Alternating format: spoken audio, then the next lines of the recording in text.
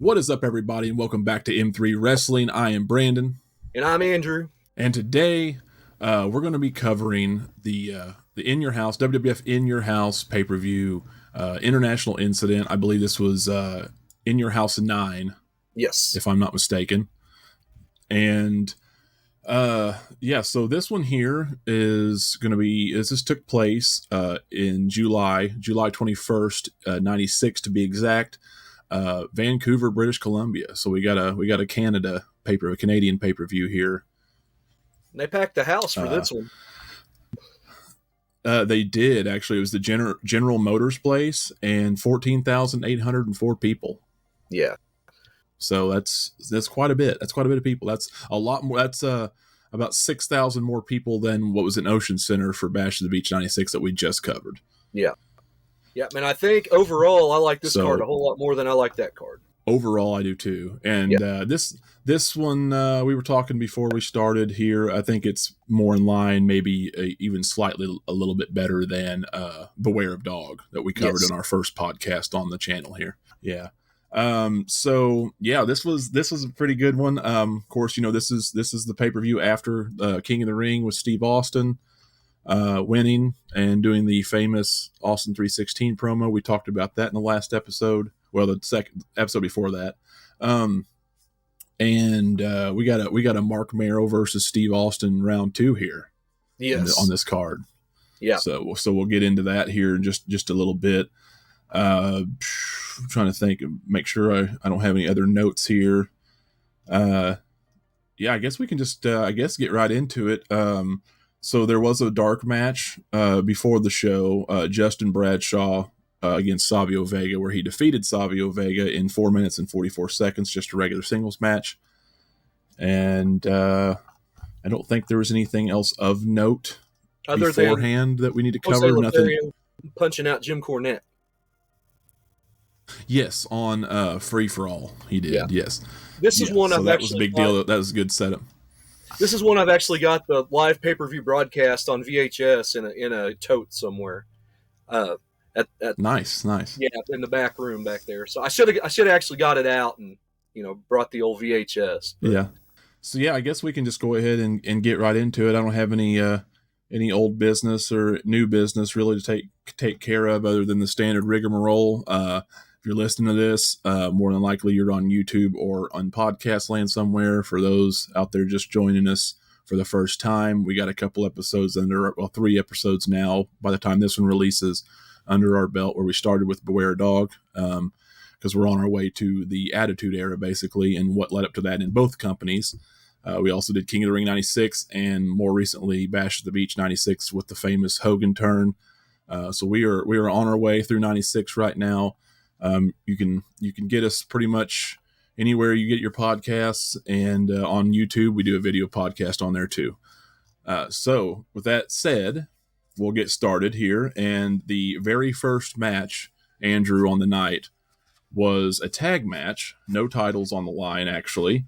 The Body Donnas, Skip and Zip, against the Smoking Guns, Bart and Billy Gunn with Sonny. Non-title on a pay-per-view. I don't know how I do know how I feel about that. I don't like that at all. They let him go over so they get a title shot later, but why not just make this for the title? I don't get it. I guess because they just wasn't it because then they win them and then lose them pretty quick beforehand. Was it Beware Dog that they lost them, or the next night or something, and Sonny got mad at them? No, that was the Godwins. Had him going into Beware Dog. The week that's right. And the Smoking Guns. That's right. Yeah. That's right. So they've had him for a couple months. That's right. Okay. Yeah. Okay. That's right. So they get the win here on pay-per-view, which is pretty wild. Chris Candido, which is Skip, is that the one? I can't remember now. He's Zip or Skip, one or the other. And it doesn't really matter. It's ridiculous. I was just thinking that when I was watching this, man, this is the most ridiculous damn names. Yeah. This is like some straight out of the late 80s kind of stuff. It's like, this is not working right now against the Smoking. Even the Smoking Guns is a little bit better than That's Yeah. understandable because you still got Bart and Billy Gunn's names. You can't name people Skip and Zip and expect them to take them seriously. Of Or course, give Chris them Candido is like or give them a valet 5 named foot. So Cloudy for a month. That was ridiculous. right. Yeah, not good at all. That don't work Not for me. good. Then of course you got the other ones that don't work for me, baby. Of course you got Zip, who is Tom Pritchard, Dr. Tom Pritchard. So yeah, I mean, and Tom Pritchard's awesome, but they both are. he's responsible. I mean, they really are.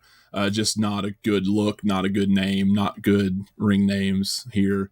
The match was okay. I had a problem.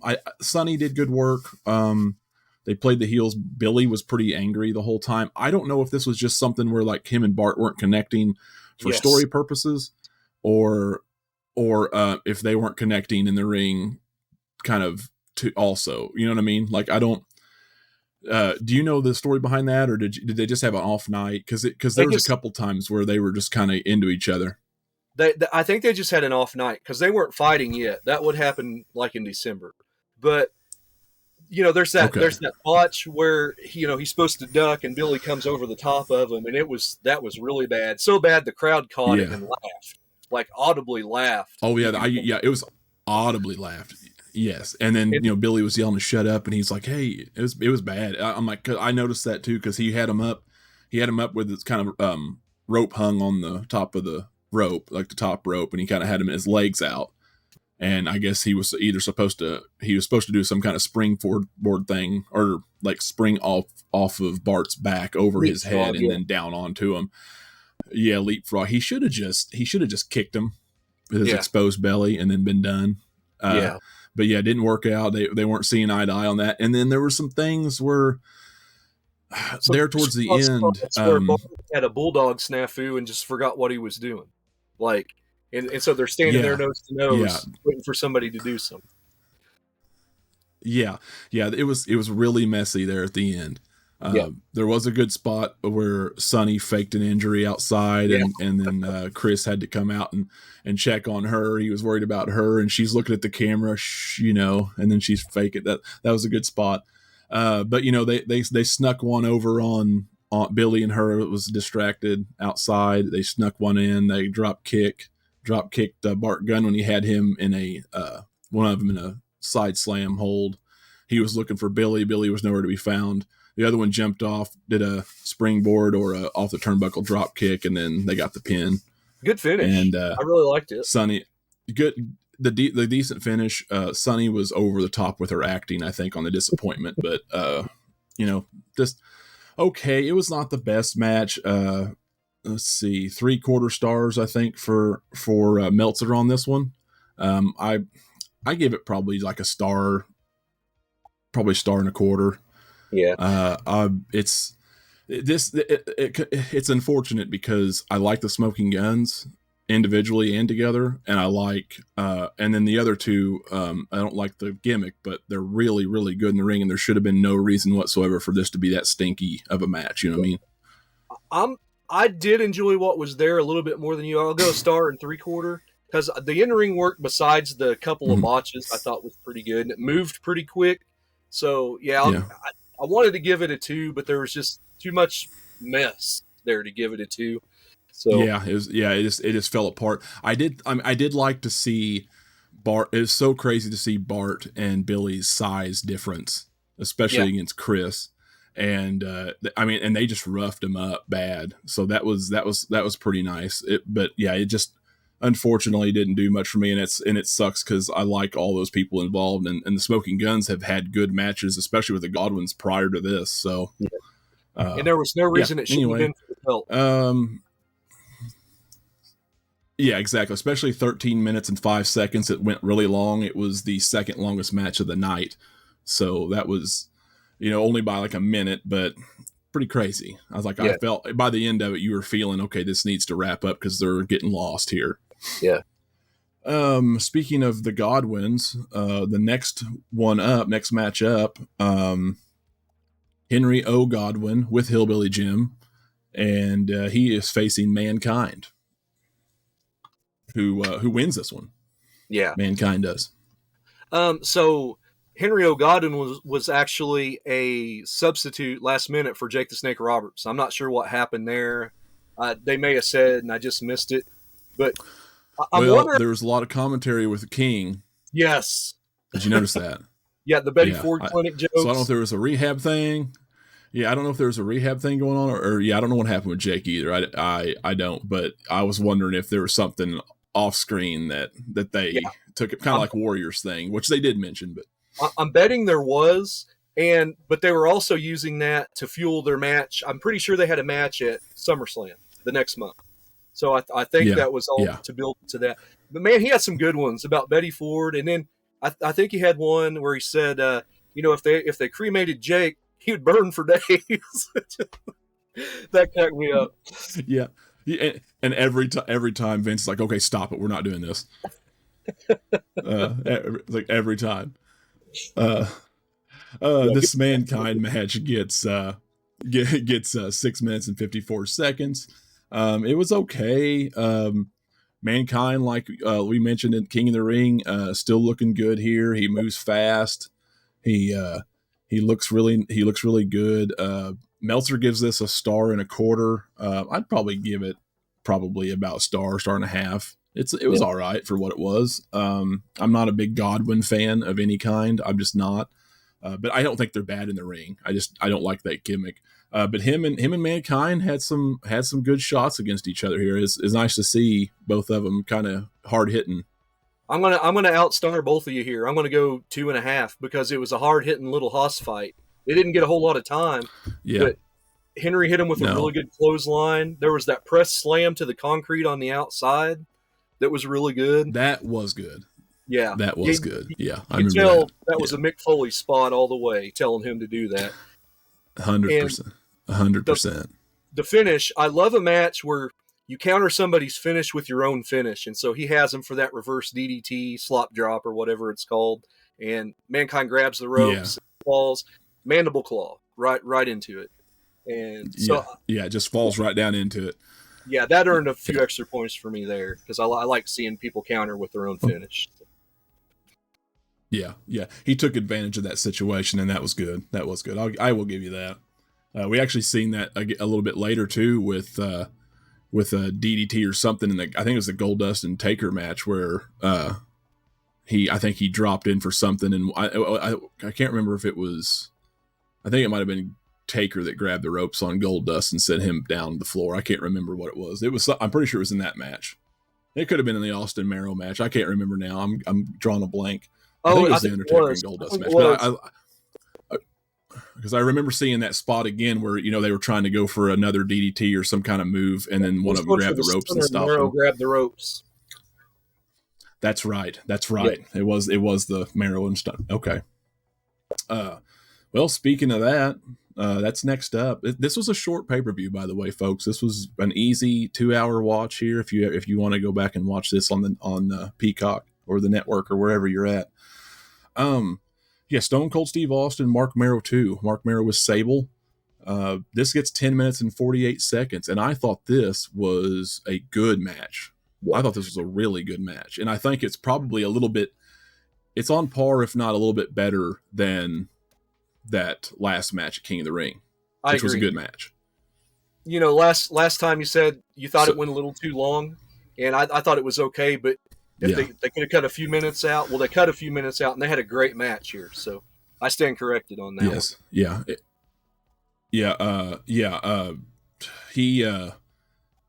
Mark Merrow gets a few high flying spots in, and he gets those moments, and Stone Cold's taking him. Man, he's catching him. He did that moonsault outside to him, and he caught him. Like it's just so interesting to see the stuff Stone Cold was doing in '96 and early '97 before that neck injury.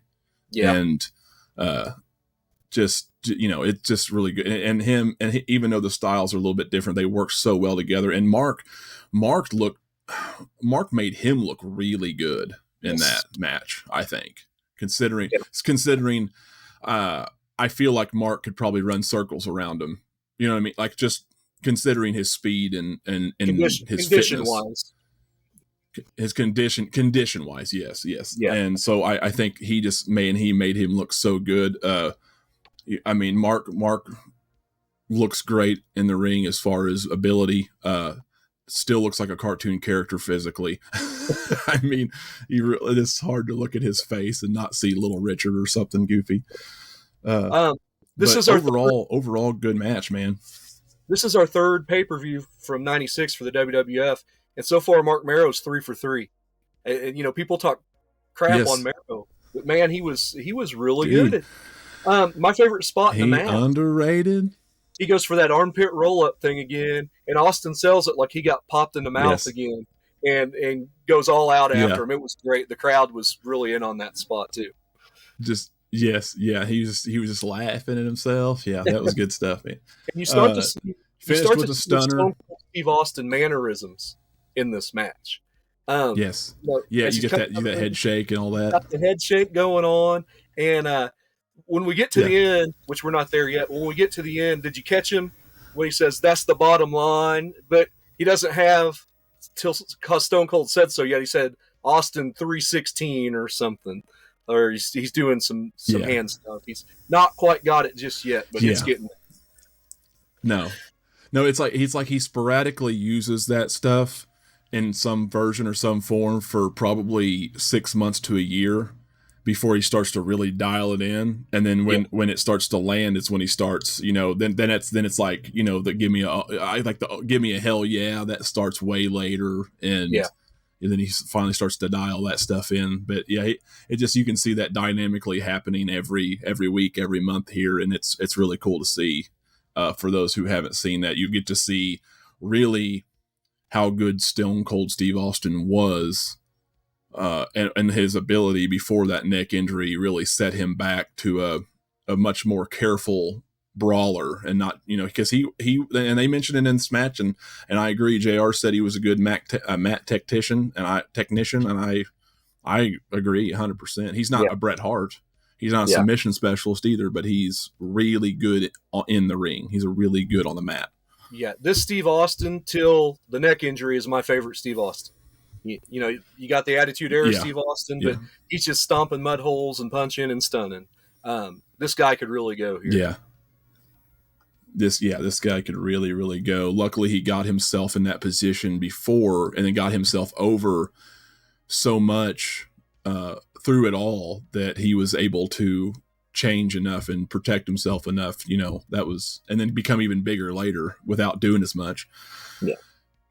This one gets a 3-star from Meltzer. I give it 3 1/4. I'm going to be more generous than that. This was good. This was good. 3 1/4 for me really as well. Liked it. Definitely. I think it was probably a match of the night, for me.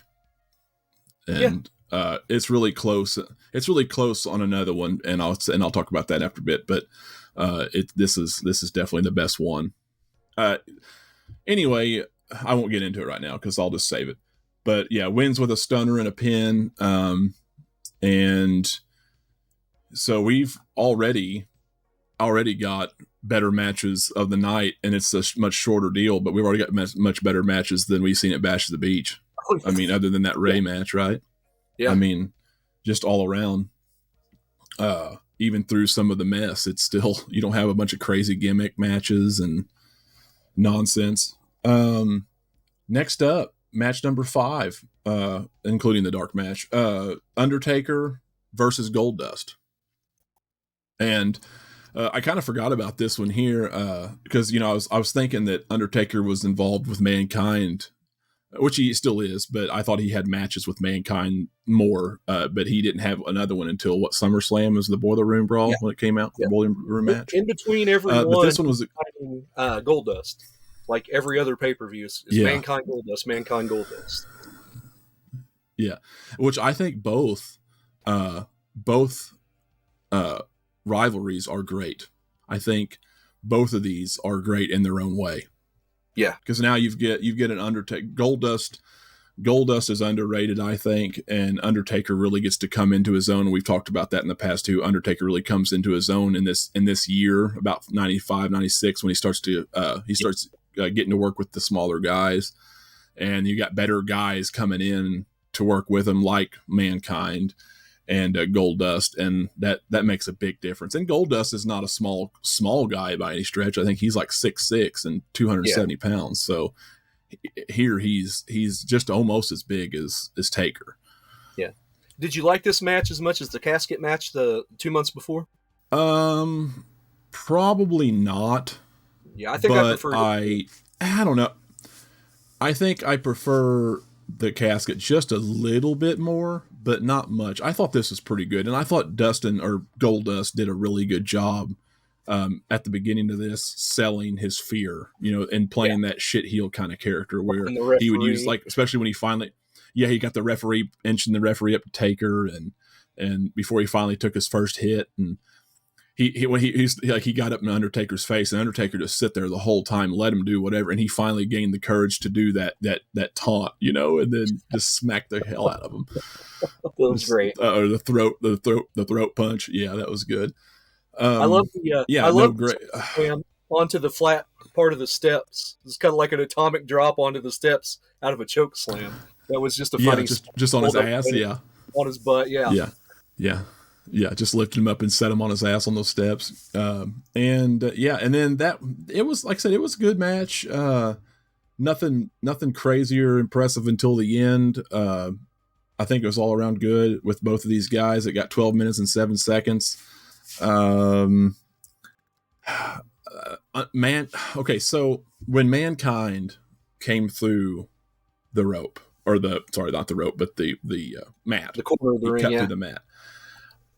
The corner of the ring. I remembered that, but I didn't remember how, like, kind of awful it was.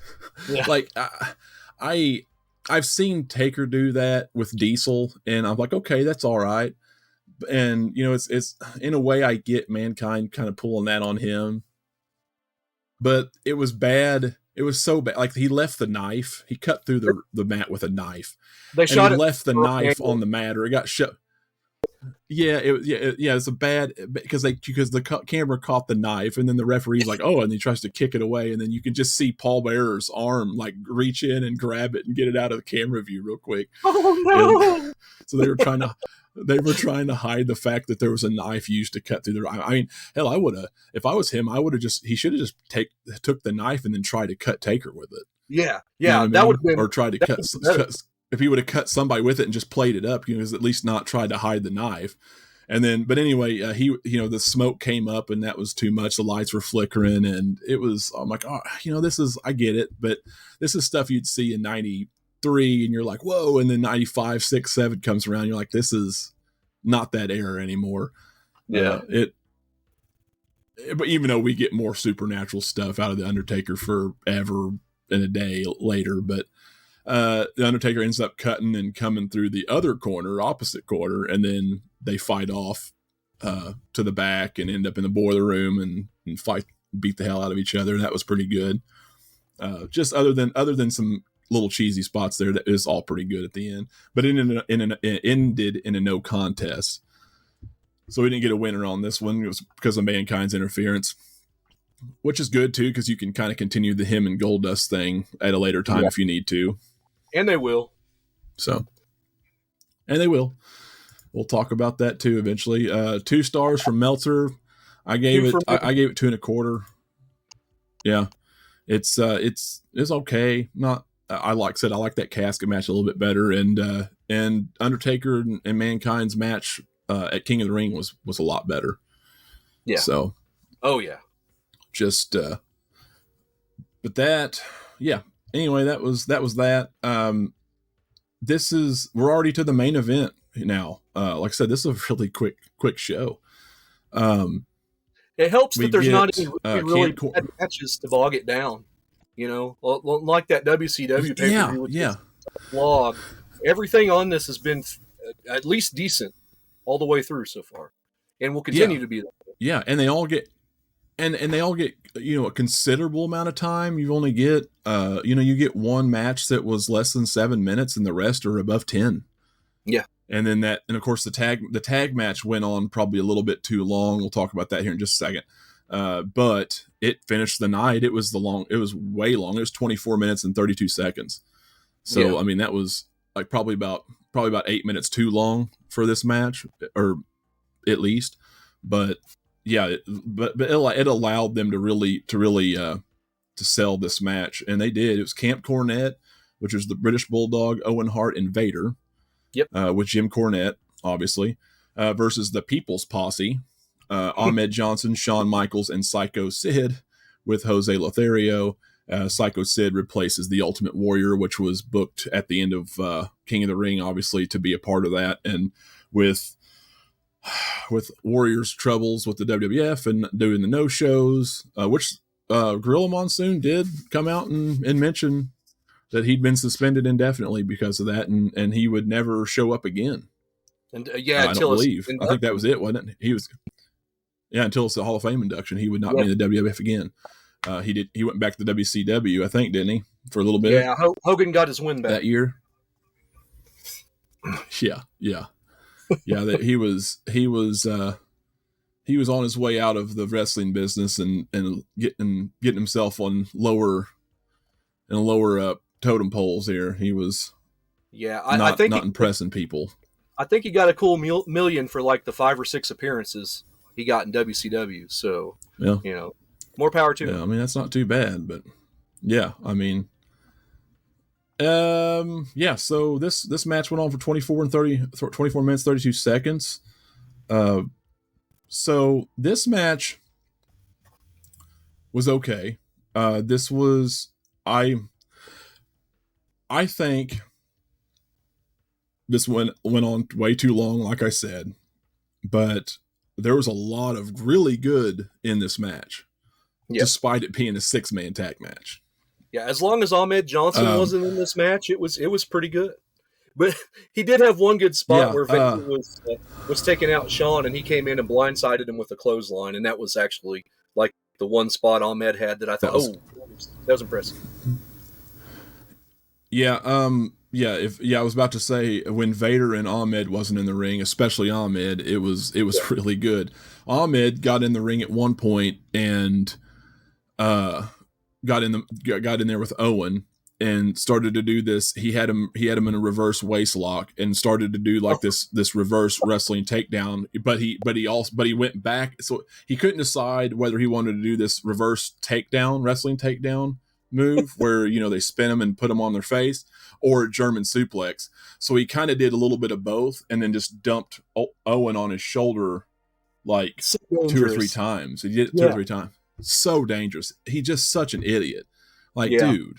And Owen took it like a champ, but he had to have said, "Hey, that's it, no more." Yeah. I mean, my takeaway from this match, this was built, with everything going on in the middle and the finish for Vader and Shawn at SummerSlam. But then you hear the cheers for Sid in this match. They were just like overwhelming for Sid. And I think the company saw that at this point and here just a little bit later on and changed direction because, wow, that was nuts. Yeah. Rightfully so too. They absolutely ate Sid up around this time. Yes. It was, and it's a shame because I think Cornette, or maybe him and Pritchard both have talked about this on their podcast, but he was more concerned with softball and all this other shit. Didn't really want to be there, show up if he wasn't going to be used, and he I think at one point he didn't even bring a change of clothes or something, and so he wasn't. I don't remember when he left. Was it 97 or early 98 when he was actually gone? 97. The later 90 is mid 97. Was that what it was? His last appearance and he goes back to WCW. His last appearance was he could have potentially been Austin's mystery partner when Dude Love came out the first time. He came out, and he's in his street clothes. That's probably what you were talking about there, where he didn't even bring a change of clothes with him. Okay, because was it Shamrock, and is that the one with Shamrock? It was Shamrock, and was it against Hart Foundation? Yeah. Shamrock, Patriot. Okay, and then Patriot, it turned out Love. Yeah, that would have been. I knew it was Shamrock. Yeah. He did. It was Sid. Sid showed up that night, and he was in his street clothes, and the place blew. The place blew for him. Like, that's one of those things. Is Sid, who has never been great in the ring, was super popular. Yeah. And it was, and I actually thought he did okay in this match. There was a few things when him and when him and Ahmed were working together, especially at the end after the match was over and he was feeding him for power bombs.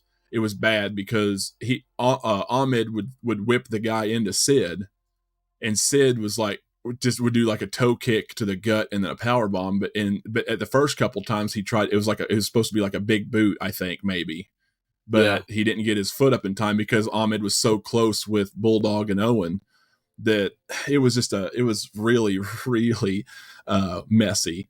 And they had Vader and Ahmed blew up. I would say that Sid's timing was off because he had left the company in like February and hadn't done anything. He was farming. He was actually, I think he actually maybe went to college or something and was working in agriculture. And when he got the phone call to come replace him. So, yeah, I'd say his timing was probably. Okay. Yeah. Okay. Maybe that's what it was. I didn't realize, but it just something was off about Sid, but nothing near Ahmed. Ahmed just wasn't good. And Vader acted like he was blown up, and so by the end of it, him and anytime him and Ahmed would end up in the ring together, they just acted blew up, like they blew up and just shit the bed the whole time. Yeah, it was awful. So I was like, yeah, get these guys out of here. But everything else was really solid. Yeah. And did you catch that stalling suplex on Sid by Bulldog? Yeah, that was wild.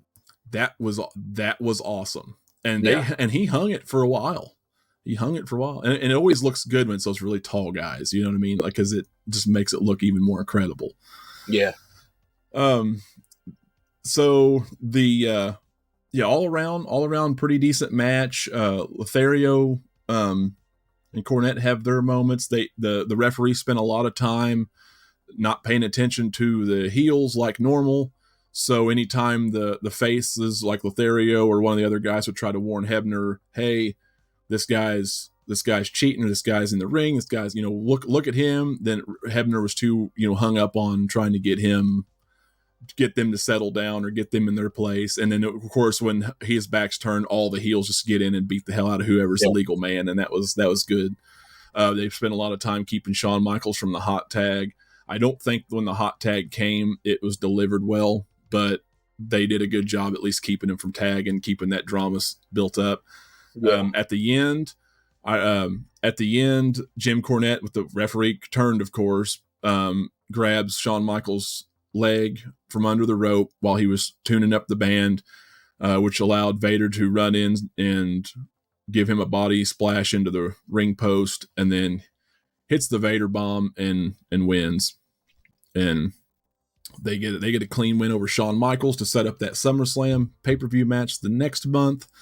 And the heels win in Calgary, or not Calgary, but in Vancouver. And Jim Cornette does not have to pay $10 million back. Yes.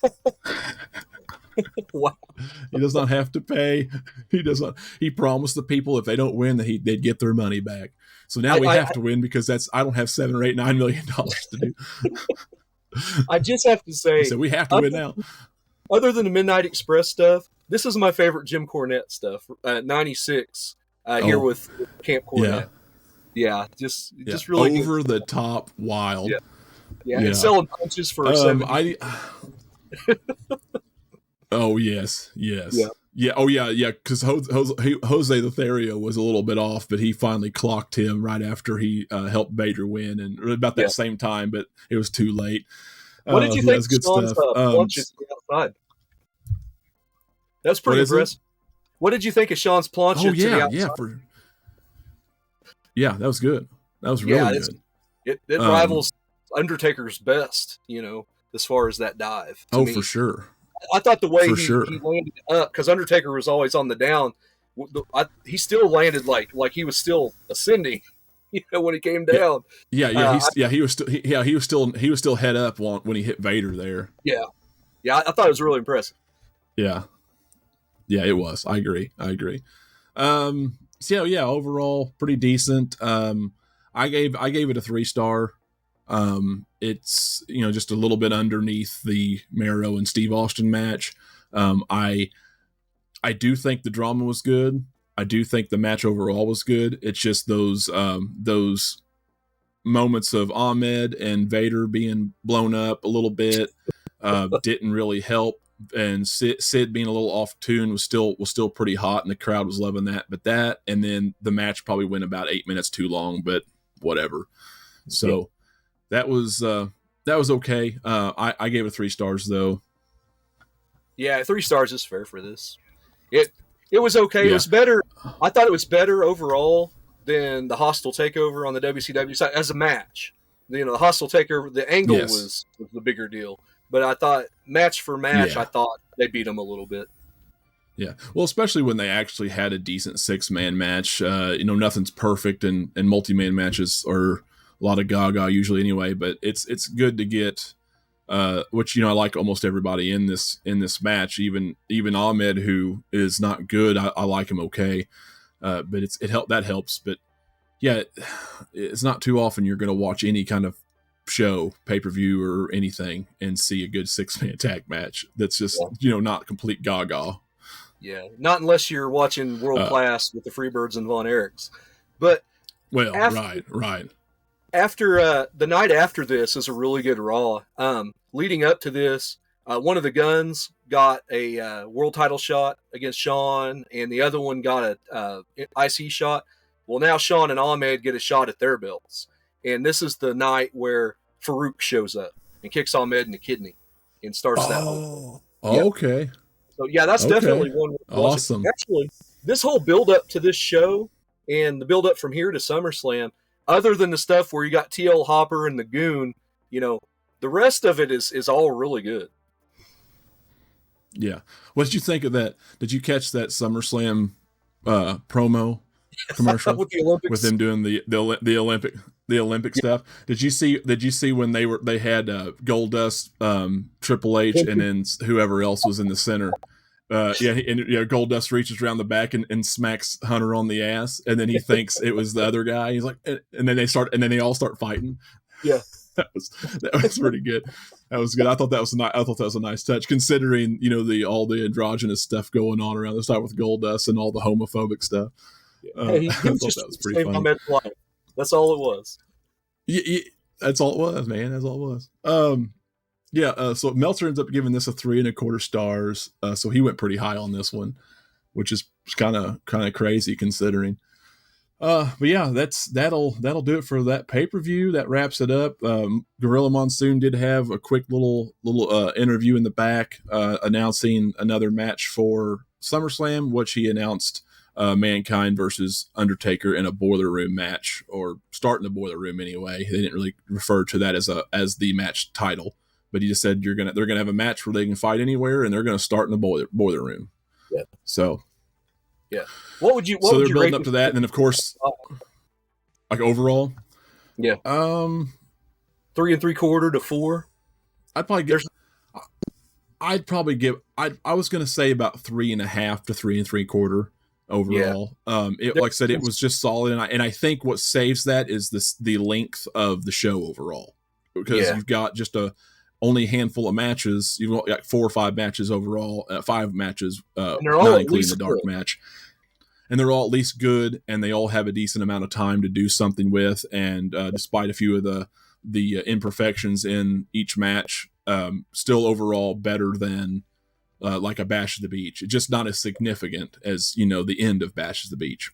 So, well, anyways, I think that'll about wrap it up for this episode. What do we want to cover next? Are we on to SummerSlam 96? Or was there anything good in WCW around this time? I guess, WCW had their first Hog Wild in Sturgis. That's where Hogan takes the belt from the Giant. That's right. I don't know if you want to cover that. That's right. I'm cool with that. That was their big summer pay-per-view, and then we got SummerSlam. Do we want to just do WCW and then WWF again in that order? Yeah, I'm good with that. Is that how you want to do it, or you want? Okay, yeah, let's do Hog Wild, and then we'll do SummerSlam. Yeah, I think Hog Wild will be a little better than Bash at the Beach. Yeah, I think so too. I think so too. If I can remember, now that you say that, I remember just a little bit of that, and I think so too. Plus, the Sturgis thing is pretty cool. That's pretty cool. That's one thing that I remember as a kid. WCW really set themselves apart with production back then before WWF did, and that was special. Even like like the MGM studios or whatever it was, the Disney studios. That was they weren't scared to do having stuff nitros outside. there. They did a Bash at the Beach. I like them doing different venues. I think that's pretty neat. So yeah, that's what we'll do. We'll cover that. Once again, guys, it's been real fun. And if you want to catch any of our older episodes or any future episodes, just make sure to check us out on M3 Wrestling on YouTube. All of our video podcasts are there, as well as countless other videos I'll be doing, and also on podcasts, Pandora, Google, iTunes, all that stuff. We'll be on there if you need to listen to us on the go. Send us any kind of requests or questions if you want to be on the show or ask us any questions you want us to answer anything. m3wrestling@gmail.com. Send us there. Send us those questions, and we'll give you a shout out and answer those on the show if you want to be a part of that. I've got a challenge. If we get enough, we might even start doing that. So, okay. In the comments for all of our listeners on YouTube, give us your favorite Ahmed Johnson match. I'd like to see what you guys think for your favorite. I would love to hear that. Yeah. I would love to hear that for sure. Just be sure to send us whatever, man. And also, if you don't want to do that, you can, if you're on our YouTube, send us questions on there to answer on our podcast, and we'll do that as well. We'd love to hear from you guys and be a part of the show. There's so much to talk about. So anyway, before we'll wrap it up now, I guess. And if you don't have anything else to say, Andrew, we'll be out of here. No, I'm good. I really liked International Incident. I thought it was good. Not as good as the pay-per-view that's coming the next July, which is probably the best In Your House ever. But this one was really good. Top 10 probably for sure. Yeah, cool. Awesome. All right, well, that'll do it for us, and we will catch you all in the next one.